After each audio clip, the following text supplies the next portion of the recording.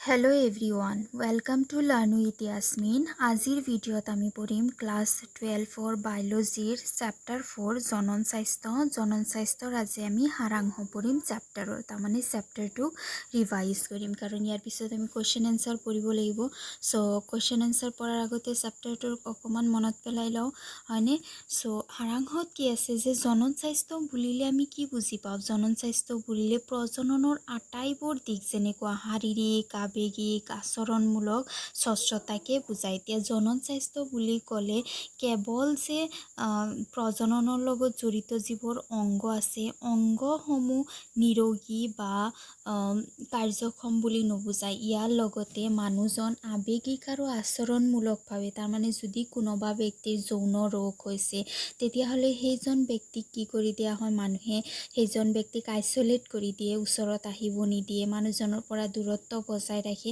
So এইবোৰ বস্তুৱে কি কৰে মানুহক মানসিকভাৱে এফেক্ট কৰে সাইকোলজিক্যালি মানুহজনক ক্ষতি সাধন কৰে গতিকে এইবোৰ দিশৰ পৰা মানুহজনে কোনো ধৰণৰ মানসিক আচৰণৰ পৰা যাতে কোনো ধৰণৰ মানসিক এফেক্ট নপৰে ল'ৰা ছোৱালীৰ মাজত মানুহে পাৰ্থক্য কৰে যদি কোনোবা দম্পতীয়ে সন্তান জন্ম দিব পৰা নাই তেওঁক বহুত ধৰণৰ কথা শুনায় সো এইবোৰ দিশৰ পৰা আৰু সামাজিকভাৱে সমাজৰ কিছুমান নৰ্মছ থাকে কিছুমান নিয়ম থাকে যে ল'ৰাজনে যেতিয়া তেতিয়াই বাহিৰত ফুৰিব পাৰিব কিন্তু ছোৱালীজনীৰ ঘৰত অহা এটা সময় আছে এইটো সময় ছোৱালীজনী আহি ঘৰ পাব লাগিব সো এইবোৰ যিবোৰ নৰ্মছ আছে সমাজৰ নিয়ম আছে এইবোৰ থাকিব নালাগিব তেতিয়াহে তাক জনন স্বাস্থ্য বুলি কোৱা হয় এইটো হয় প্ৰজননৰ লগত জড়িত অংগসমূহ নিৰোগী হ'ব লাগিব কাৰ্যক্ষম হ'ব লাগিব লগতে মানুহজনে কোনো ধৰণৰ আবেগিক আচৰণমূলক তাৰমানে মানসিকভাৱে কোনো ধৰণৰ আঘাত পাব নালাগিব আৰু সমাজৰ মানুহবোৰ বহুত বেছি সচেতন হ'ব লাগিব তেতিয়া তাক জনন স্বাস্থ্য বুলি কোৱা হয় বিশ্বৰ ভিতৰত আমাৰ দেশখনেই হৈছে প্ৰথমখন দেশ য'ত প্ৰাজনিকভাৱে এখন সুস্থ সমাজ গঢ়াৰ উদ্দেশ্যে ৰাষ্ট্ৰীয় পৰ্যায়ত কেইবাটাও আঁচনি যুগুত কৰা হৈছে ভাৰতৰ বিশ্বৰ ভিতৰত আমাৰ যিখন দেশ আছে ভাৰতবৰ্ষ সেইখন দেশতে পোনপ্ৰথমতে প্ৰজননৰ লগত জড়িত বিষয়সমূহ লৈ পেলাই বিভিন্ন ধৰণৰ আঁচনি হাতত লোৱা হৈছে যেনেকুৱা পৰিয়াল পৰিকল্পনা আঁচনি তাৰপিছত শিশুৰ স্বাস্থ্যৰ যতন আৰু গৰ্ভৱতী মাতৃ আৰু শিশুৰ স্বাস্থ্যৰ যতন এইডছৰ বিষয়ে বিভিন্ন ধৰণৰ আঁচনি আছে আৰু এই আঁচনিসমূহ বিশ্বৰ ভিতৰত আমাৰ দেশত পোনপ্ৰথমে হাতত লোৱা হৈছে জনন স্বাস্থ্য ঠিক কৰাৰ কাৰণে জনন স্বাস্থ্য লাভ কৰাৰ প্ৰাথমিক পদক্ষেপ হ'ল জননাংগ বয়সন্ধি আৰু অন্যান্য পৰিৱৰ্তনসমূহ নিৰাপদ আৰু সুস্বাস্থ্য সম্পন্ন যৌনক্ৰিয়া যৌন ৰোগ যেনে এইডছ আদিৰ সম্পৰ্কত মানুহক পৰামৰ্শ আগবঢ়োৱা আৰু সজাগতাৰ সৃষ্টি কৰা এতিয়া জনন স্বাস্থ্য যে আছে জনন স্বাস্থ্যটো কাৰ্যকৰী কৰাৰ কাৰণে প্ৰথম পদক্ষেপ হ'ব লাগিব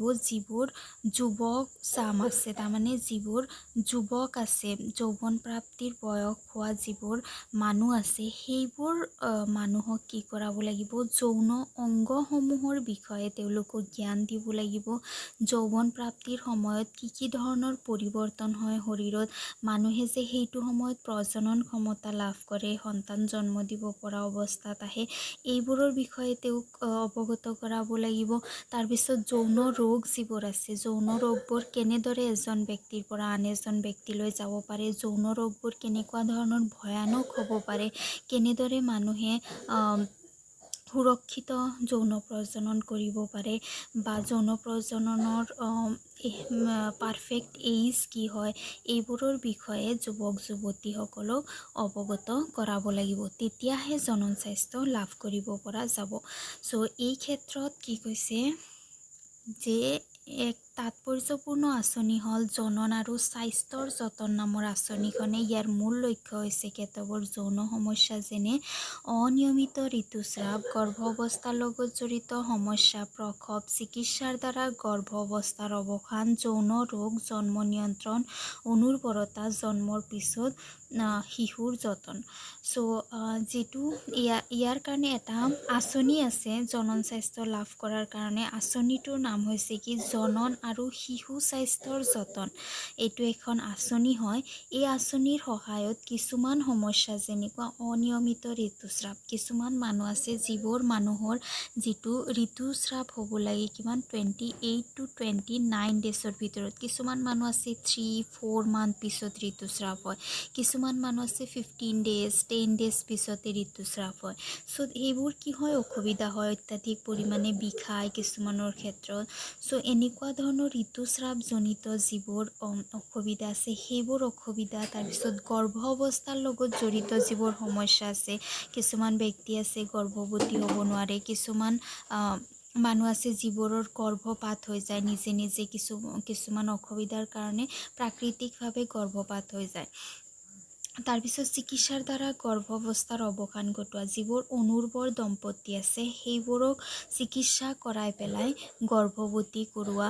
তাৰপিছত বিভিন্ন ধৰণৰ যৌন ৰোগ যেনেকুৱা STD, চিফিলিছ, এইবোৰ যৌন ৰোগসমূহ কেনেদৰে হ'ব পাৰে, কেনেকৈ ইয়াৰ পৰা হাত সাৰিব পৰা যায়, ইয়াৰ লক্ষণ কি, সেইসমূহৰ বিষয়ে অৱগত কৰোৱা। তাৰপিছত জন্ম নিয়ন্ত্ৰণৰ কি ব্যৱস্থা আছে, গৰ্ভ নিৰোধনৰ কি ব্যৱস্থা আছে সেই বিষয়ে, বা অনুৰ্বৰতা কি কাৰণে হ'ব পাৰে। অনুৰ্বৰতাত সমাজৰ এটা ভুল ধাৰণা থাকে যে অনুৰ্বৰতা মানে কি ছোৱালীজনীৰ জননতন্ত্ৰত কিবা অসুবিধা আছে, ছোৱালীজনীয়ে সন্তান জন্ম দিব পৰা নাই।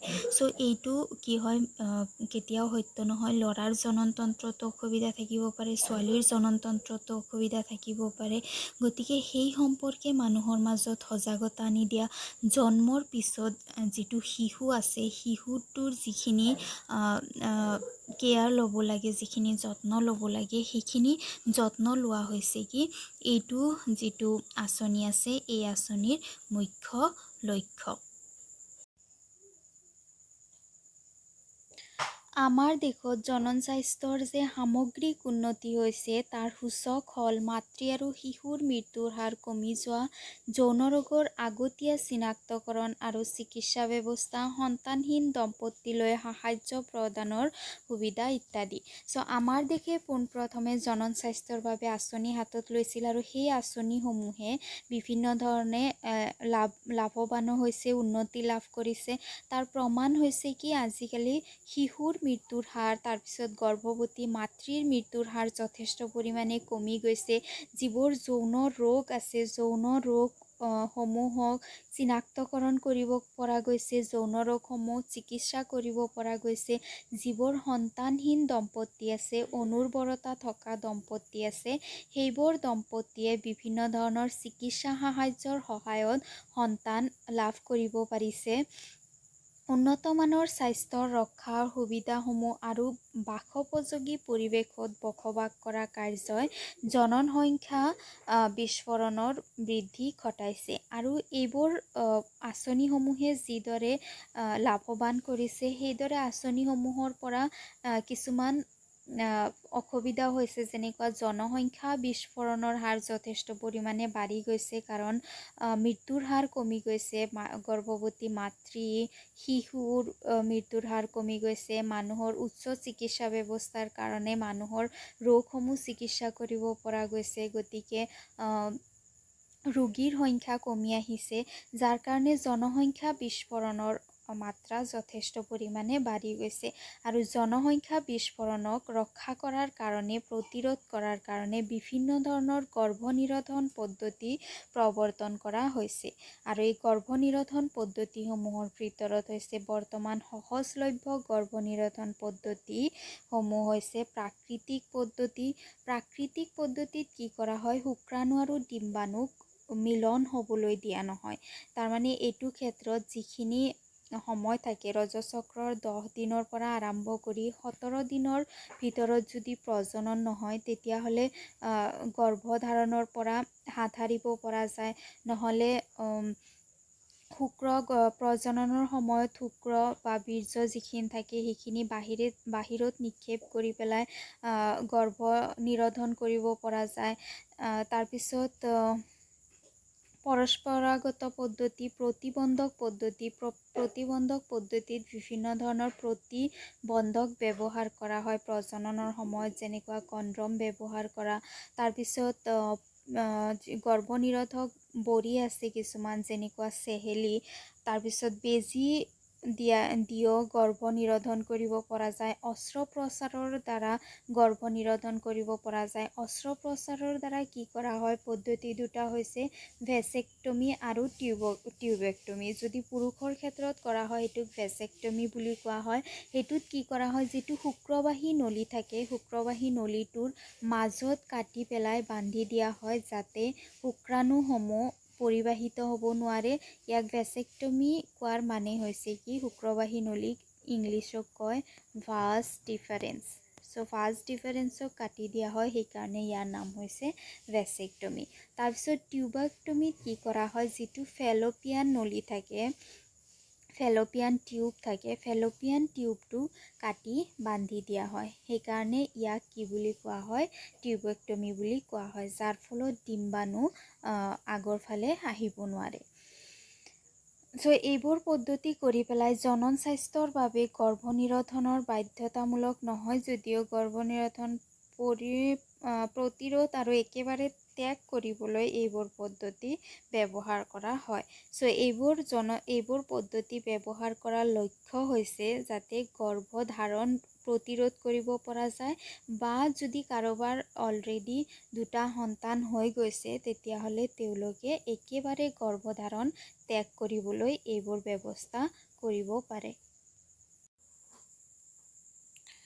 গৰ্ভপাত আমাৰ দেশত ন্যায়সংগত বুলি ধৰা হৈছে। এতিয়া গৰ্ভপাত মানে কি, যেতিয়া গৰ্ভস্থ সন্তানটো সম্পূৰ্ণৰূপে বিকাশ হোৱাৰ আগতে যদি দম্পতীয়ে নিজৰ ইচ্ছাৰে বা মাতৃয়ে নিজৰ ইচ্ছাৰে সন্তানটোক ওলাই দিয়ে মাৰি পেলাই, তেতিয়া তাক গৰ্ভপাত বুলি কোৱা হয়। গৰ্ভপাত আমাৰ দেশত ন্যায়সংগত হয়। গৰ্ভপাত কৰিব পাৰি কিছুমান ক্ষেত্ৰত, যদি কোনোবা ছোৱালীৰ যদি বলাৎকাৰ হৈছে, ৰেপ হৈছে, বা হঠাৎকে যদি অসুৰক্ষিত যৌন প্ৰজনন কোনোবাই কৰিছে, বা অনাকাংক্ষিত গৰ্ভধাৰণ কাৰোবাৰ সন্তান বিচৰা নাই, আশা কৰা নাই, কিন্তু গৰ্ভধাৰণ হৈ গৈছে ভুলতে, তো তেনেকুৱা ক্ষেত্ৰত বা চিকিৎসাগত গৰ্ভপাত ব্যৱস্থাৰ সহায় লোৱা হয়। এনেকুৱা যিবোৰ কিছুমান কাৰণ আছে, বলৎকাৰ, তাৰপিছত যৌন সম্পৰ্ক, হঠাৎ হোৱা যৌন সম্পৰ্ক,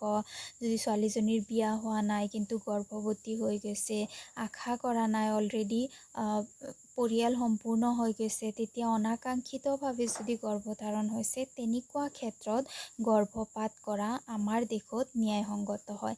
ইয়াৰোপৰি কোনো ক্ষেত্ৰত গৰ্ভধাৰণৰ কালছোৱা গৰ্ভস্থ ভ্ৰূণ আৰু মাতৃ অথবা দুয়োজনৰ বাবে বিপদজনক হ'ব পাৰে। এনে পৰিপ্ৰেক্ষিতত গৰ্ভপাত কৰোৱা হয়। কেতিয়াবা যেতিয়া গৰ্ভৱতী হয়, তেতিয়া গৰ্ভৱতী মাতৃ আৰু সন্তানৰ কাৰণে যিটো প্ৰেগনেঞ্চি থাকে সেইটো কণ্টিনিউ কৰাত বহুত অসুবিধা হয়, স্বাস্থ্যৰ কাৰণে বহুত অসুবিধা হ'ব পাৰে। তেনেকুৱা ক্ষেত্ৰত গৰ্ভপাত কৰিব পাৰে। যৌন সংগমৰ জৰিয়তে যিবোৰ ৰোগ সংক্ৰমণ ঘটে সেইবোৰক যৌন ৰোগ বোলা হয়। এনেকুৱা কিছুমান জটিলতাৰ সৃষ্টি কৰা ৰোগ হ'ল শ্ৰোণীপ্ৰধা ৰোগ, মৃত সন্তান প্ৰসৱ হোৱা, অনুৰ্বৰতা ইত্যাদি। যৌন সংগমৰ সময়ত, প্ৰজননৰ সময়ত যিবোৰ ৰোগ এজন ব্যক্তিৰ পৰা আন এজন ব্যক্তিলৈ বিয়পে, সেইবোৰ ৰোগক যৌন ৰোগ বুলি কোৱা হয়। আৰু এইবোৰ যিবোৰ যৌন ৰোগ আছে, যেনেকুৱা HIV আছে, তাৰপিছত চিফিলিছ, হেপাটাইটিছ বি, এনেকুৱা ধৰণৰ বহুত যৌন ৰোগ আছে। যৌন ৰোগসমূহে কিছুমান জটিল অৱস্থাৰ সৃষ্টি কৰিব পাৰে। যেনেকুৱা জটিল অৱস্থা হৈছে কি,